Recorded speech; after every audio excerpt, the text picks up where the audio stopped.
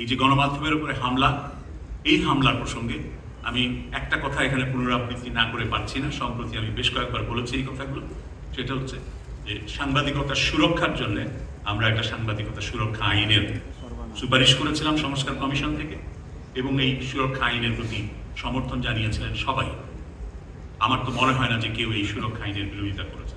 আমি যতটুকু শুনেছি, সম্পাদক পরিষদ, মালিকদের এই সংগঠন এবং এই শিল্পের বিভিন্ন ইউনিয়নের পক্ষ থেকে সবাই এই সাংবাদিকতা সুরক্ষা আইনের প্রতি সমর্থন দিয়েছিলেন। সরকারের পক্ষ থেকে এর আগে তথ্য মন্ত্রণালয়ের যে দুজন উপদেষ্টা ছিলেন, তারা অঙ্গীকার করেছিলেন যে ওই আইনটা হবে, কিন্তু সেই আইনটা হয়নি।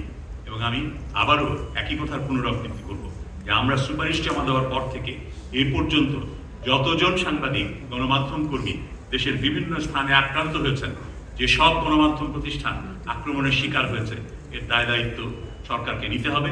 কারণ তারা অঙ্গীকার করেও সেই অঙ্গীকার বাস্তবায়ন করেনি এবং এই সুপারিশের বিষয়টিকে এখন শিখিয়ে তুলে রেখেছে।